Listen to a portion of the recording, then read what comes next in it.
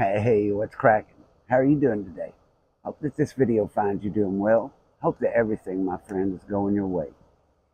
If it isn't, hope that by the end of this video, maybe you'll stop, take the time to think about all the blessings that you have in your life, that you'll pick up your blessings and throw your curses down, maybe by the end of the video. I want to thank you for clicking on the video. If you've never watched one before, my name is Ricky Dye, and I went to prison when I was 15 years old in the state of Oklahoma for murder. Me and a couple kids were running away from home, thought my mama didn't love me, under a lot of pressure from my friends, peer pressure from the other kids. Feel like I have to do things in order to fit in and make them like me. And we were robbing a store to run away from home, and the 14-year-old never held a gun. He had the gun, and he turned his head and pulled the trigger, and the first shot killed the man, and I went to prison for it for 20 years. I was in prison 20 years before I got out. I had a 34-year sentence with 12 suspended. You can Google Ricky Dye, McLeod, Oklahoma, and I'll come right up. And most of the things that you'll read in those newspaper clippings are true, but not all of them. To get the full story, you'll have to watch my videos. And you'll enjoy my videos best if you'll start at the beginning, because it's where I started when I was 15 years old, and what led to me being in the circumstances I was in that caused me to be in a situation where a man lost his life, and I spent the next 20 years in prison for it. And what that did to my family and the victim and their family. I started at the beginning with all that, and with what it was like to be certified as an adult and sent to prison with grown men, and exactly how that happens in our state. And I can't change what I did when I was 15 years old. It's my greatest regret, and I would change it if I could, but we're not able to do that. So I make these videos in hopes, my friend, that by sharing my experience, you never have to. I make these videos in hopes that another kid will never make the same mistake that I made when I was 15 by trying to fit in with my friends. And today I'm going to jump back into my story at Holdenville, and that's what I've done, is I've told my story as it's went. And today I'm at Holdenville, and my story goes along with friends and peer pressure, and that's what today's video is about. A lot of times when we get a new job, when we're around new people, we move to a new place. If you get locked up, unfortunately, under some situation like that, you want people around you to like you. You try to do things to fit in. And sometimes if you think people are kind of liking you a little bit, you might even do things that you normally wouldn't do, trying to please those people. And in prison, it's on a whole nother level. So when I got to Holdenville, there had just been a race riot there. I've made a video about it before. If you'll look through my videos, there's a video about a time when the blacks ambushed the whites and they killed one of them. So there was a disagreement between a white and a black guy, and they were supposed to meet on the ball field. The yard had been more open at the time. Everybody got to go to yard together back then. You had more privileges on that yard. And after you eat chow, you go to the gym and check out equipment, ball bats to play ball, stuff like that. Well, there was a black guy in charge of that equipment. When there was supposed to be a white guy and a black guy fighting, and the whites came out there prepared to fight. And they were all out there backing them up, you know, going to make sure it's even, but they weren't armed.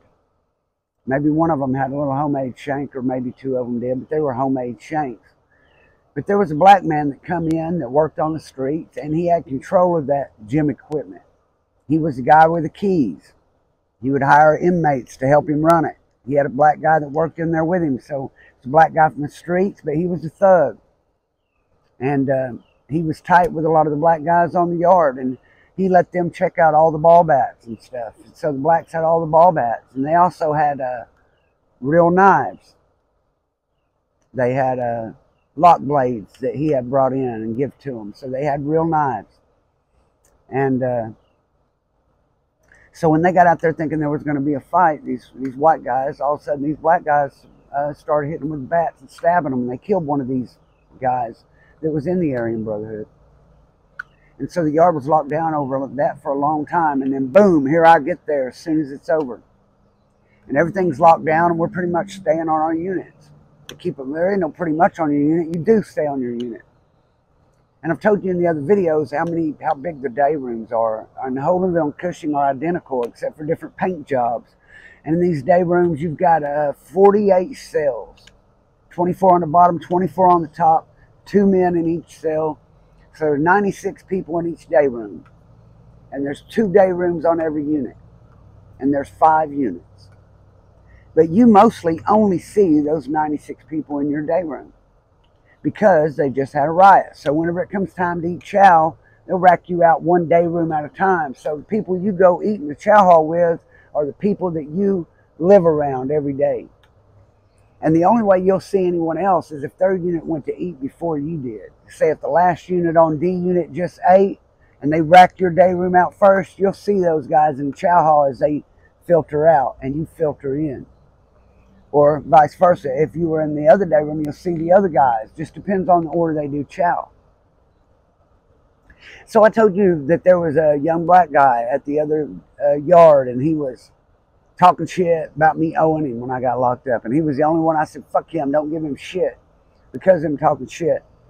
And I'm sitting in the chow hall, and here his ass comes through the line. And something that makes a big difference on any yard is which one of you were there first. So if you just got on the yard and you're getting walked through the line, you ain't even know who all's on this yard yet.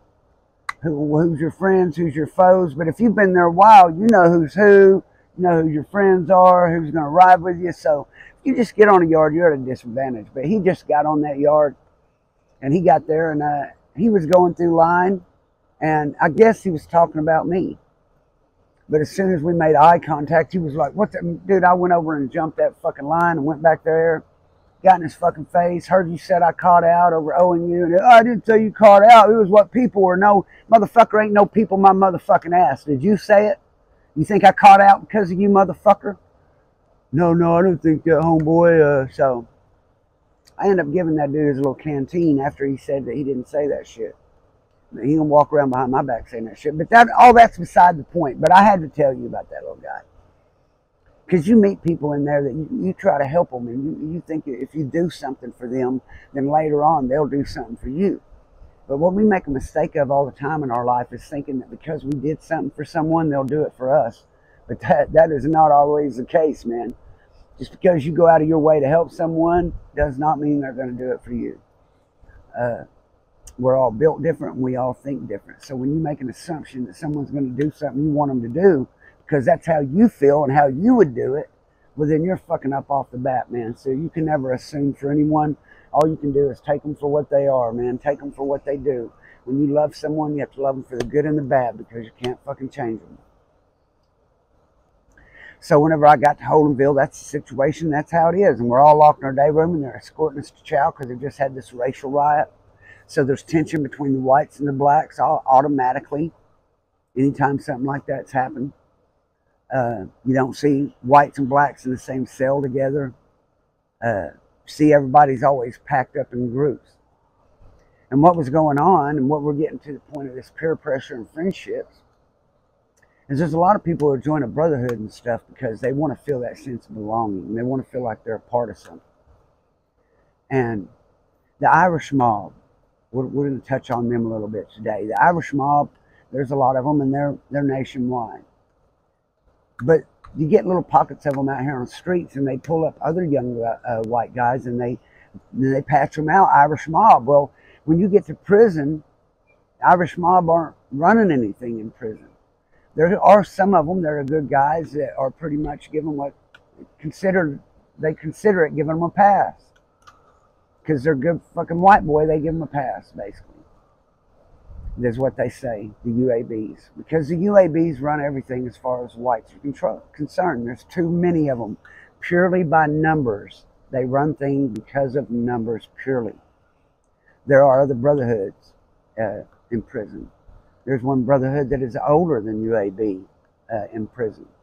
But those guys are very quiet, and they don't put it out there who they are. And you never know who's part of that brotherhood and who isn't, unless one of them happens to trust you enough to tell you. And you don't know how their shit is run. I can tell you everything about the way the UAB is run, but that's not my place to do that, and so I never will. There's another brotherhood called the OAB, and it was started by a guy who I looked at as a father figure, Head Austin. He taught me a lot about life, about being a man, how to fight. And he started that brotherhood for completely different reasons than the UAB was started. The OAB was started as a preservation for the white race. It was started as a way, we see this white boy over here is weak. We don't want him to get bullied. We're going to pull him up and look out for him. Where the UABs, they would go over there and maybe prey on him themselves.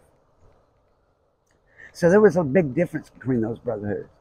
And sometimes whenever you get, so in my situation, I was in the day room with 96 guys. Probably 18 or 20 of those guys were UABs. 6 of those guys were probably OABs. That's just giving you a number, 20 to 6, 20 to 7, something like that. And that's good odds for the OAB, because generally there may be 1 or 2 of them. So you get in one of these other brotherhoods other than the UAB, you join up in the Irish mob out here in the streets thinking that when you get to prison there's going to be brothers everywhere, and then you get there, and instead of there being brothers everywhere, you're a target because you're in this little, well, you're in this big group, but there's very few here, and there's UABs everywhere. And so what these UABs started doing was they're making these Irish mobs either cover up their tattoos, or they cut them off of them in some situations, burn them off of them, or they offer to let them patch out. Maybe they say, well, you can prospect under us. We think you're a good white boy. If you've met the criteria, you've been behind the fence 5 years, you've done things, they think that you meet the criteria to be a brother. You can't, you know, I read on Wikipedia that people join the brotherhood for protection. Brother, if you need protection, they don't want you. Ain't no weak motherfuckers in the brotherhood. Just get that off the top of you right now. Those guys are everything they're supposed to be, and there's a reason people fear them. And they are to be feared. Because there's white boys in there that don't give a fuck. They'll cut your throat just because. Don't even know you, but because someone told them to. So, don't think that they're not what they are, because they are. They're violent. They're a prison gang. But they will take care of business, and they will take care of their own. So what ends up happening is they start making these Irish mob guys cover up. And then they start, was the OABs, and the UABs are cool. And the next thing you know, they're doing the same thing to the OABs, telling them, hey man, we got the shot call, we got word, you got to cover up or you got to join up. You know, some of you guys have been given an invitation. And so you got some of those guys take the invitation, and some of the guys cover up, and then some of them say, ain't covering shit up. I ain't joining shit. I'm in this, and this is what it is. And then they're at a severe disadvantage because they really mean their vows, and they aim to keep them, even if it costs their life. And so then you got good white boys against good white boys for no reason at all. And so that's what happens. And I've had a lot of those guys in the brotherhood, from all the different brotherhoods, from the Irish mob, from every one of them, tell me they wish they'd never got involved in that. And almost got involved in it myself in '92 when it all started. I've had chances to join everything, man. I've had a chance to be a Crip of Blood, an Indian Brotherhood. I've had a chance to be in the Brotherhood. I almost did it. My mama told me this. She said I had real brothers who couldn't wait for the day, that lived for the day that I got out. I had real brothers living for the day, and don't get in there and make no family. And so that's what's up, man. If there's somebody that I love, I'm willing to give my life for them. I don't need a tattoo to say it. If that's what's up, I'm going to do it. If it ain't, I'm not. And I don't want someone telling me what I have to do. Because say me and you are best friends. We grew up together. You're in the brotherhood and I'm not. And I get into it with another guy that's in the brotherhood. Even though you don't even know him, you might not even like that guy. And you love me, but you got to help him get me. Else they're going to all get you. So I don't want to ever find myself in that situation. And those guys, I've seen a lot of those guys do things that they didn't want to do, but they did it because their friends or the brothers told them to, or they thought it was expected of them. So I tell you, man, if you're sitting there today watching this video and you're free, man, don't do anything that can get you put in prison where you're in that situation tomorrow. Today you have much more than you think you have. If you're able to sit and watch this video and you're free like I am today, and we've had quite a bit of rain to help my vegetables grow. What a beautiful day, though. What a beautiful day to be alive and to be free. And I hope that you feel the same way, my friend. I want to give a shout out to Donna Goff. Got this cool OU shirt. She gave me one, my wife one. She invited me out to her home. Her husband has the coolest miniature Harley Davidson collection I've ever seen. They are everywhere. It was the coolest shit. Took a picture of it. So if any of you guys are on my Facebook, I'm gonna post that on there so you can see it. If you haven't checked out Brandon Bond's channel yet, or John Doe's, go give those guys a check them out, man. Give them a subscribe. Show them a little support. If you need any pest control in Oklahoma, DOA Pest Control. Ask for Dustin Lackey. If you need any construction work anywhere in the United States, ask for Ben Seaborn at Mid-American Construction.